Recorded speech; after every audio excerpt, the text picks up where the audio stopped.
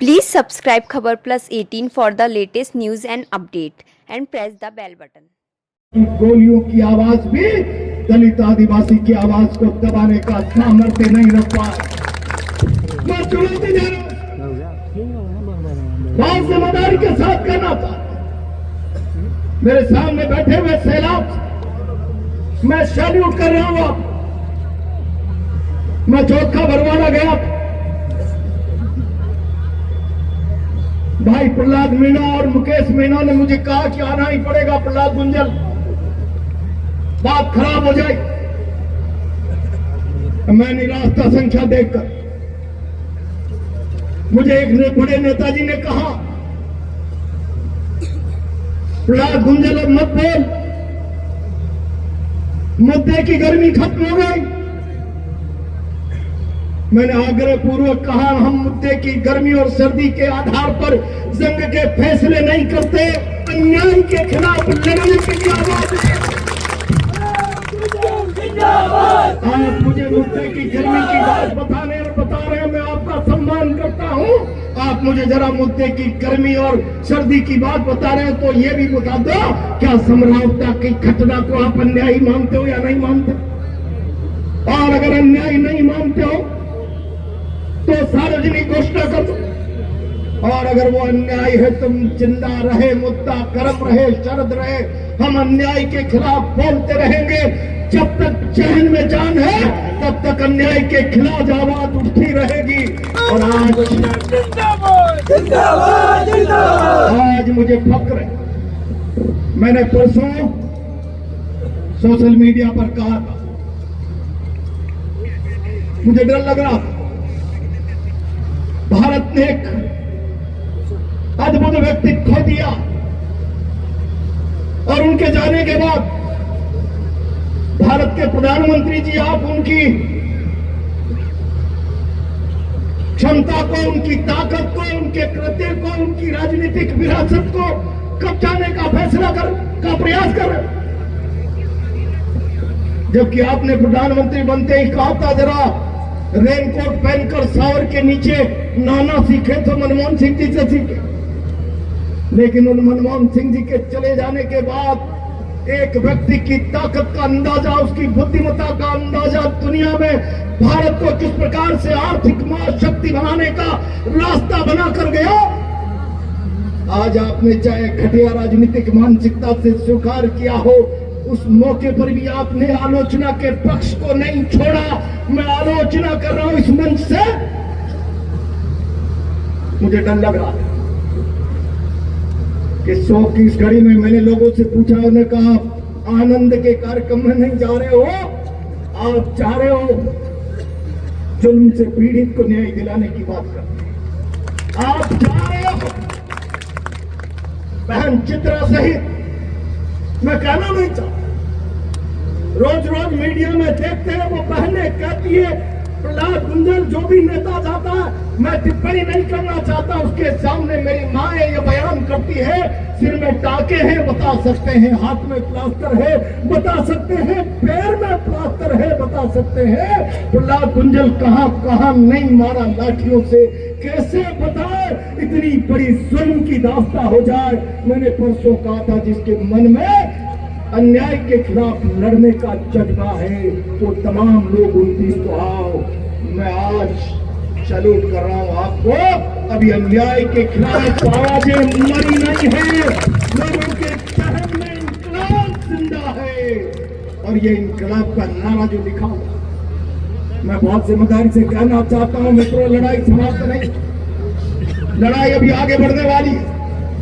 इंकलाब के नारे का मतलब समझ लीजिए, मैंने बरवाड़ा में भी कहा इनकलाब में कुर्बानी छुपी है।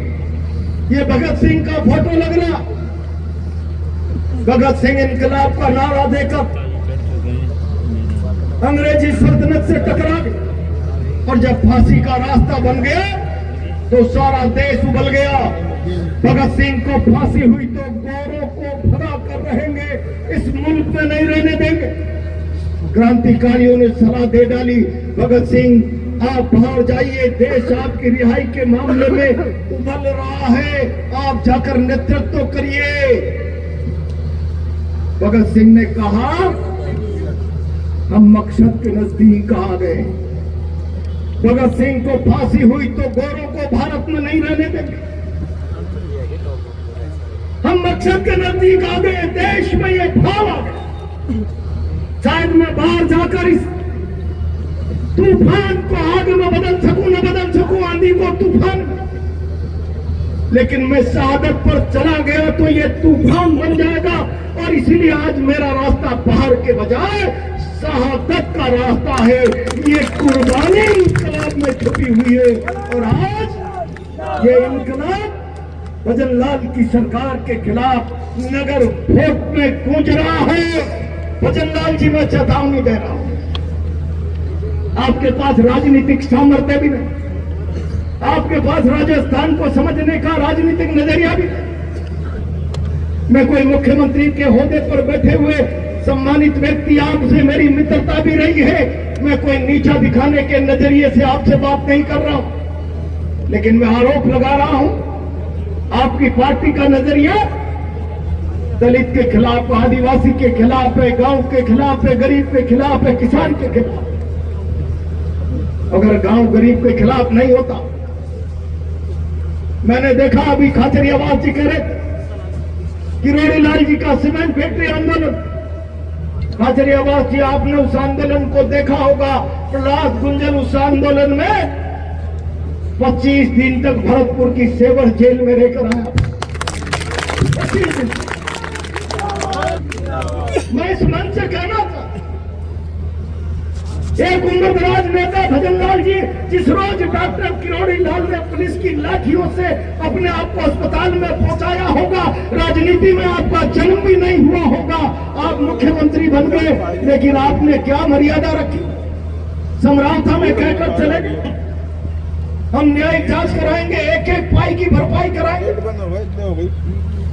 आपने उस आदिवासी इतने बड़े वरिष्ठ जिसका जीवन पूरे राजस्थान के नौजवान किसान आदिवासी दलित के लिए लड़ते लड़ते होम हो गया, आपने उसका मान मर्दन किया, आपने उसके साथ अन्याय किया, उसको नीचा दिखाने का प्रयास किया। मैं किरोड़ी लाल जी से कहना चाहता हूं, किरोड़ी लाल जी क्यों मौन हो? भजन लाल शर्मा अगर आज मुख्यमंत्री की कुर्सी पर बैठे हैं तो भारतीय जनता पार्टी में केवल अकेले किरोड़ी लाल का संघर्ष पिछले 5 सालों का आधार बना है। बोलो इस राष्ट्र के लिए मौन धारण मत करो, समरावता को न्याय चाहिए, उठकर खड़ा हो मुख्यमंत्री के खिलाफ और बोलो ये राजस्थान का आदिवासी आपके साथ खड़ा है, लेकिन मौन धारण मत करो, जिल्लत बर्दाश्त मत करो। इस सरकार ने आपको हाशिए का आदमी बनाकर खड़ा कर दिया। आपके संघर्ष के इतिहास को इस सरकार ने दफनाने का कार्यक्रम बना लिया। मैं आज समरावता की इस नगर भोट की धरती से चुनौती दे रहा हूं, भजन लाल जी, आप कितनी ही आदिवासी विरोधी मानसिकता, ये फितरत, पहले धर्म के आधार पर लोग लड़ाई, हरियाणा में ओबीसी के आप लोगों को आपस में लड़ाए। मैं बहुत इस पर नहीं कहना चाहता, लेकिन मैं इतना कहना चाहता हूं, जातियों को लड़ाकर, जातियों में मतभेद पैदा करके, जातियों को हताश निराश करके, प्रताड़ित पीड़ित करके सत्ता आपका मकसद, ये राजस्थान समझ गया। मैं इस मन से आपको चेतावनी दे रहा हूं। मित्रों, मैं बहुत लंबी बात नहीं करूं, मैं आज थोड़ा सा उत्साहित, मंच पर सारे लोग जिम्मेदार लोग बैठे हुए। सब्सक्राइब करें खबर प्लस 18 को और प्रेस करें इस बेल को, खबरों के लिए बने रहें।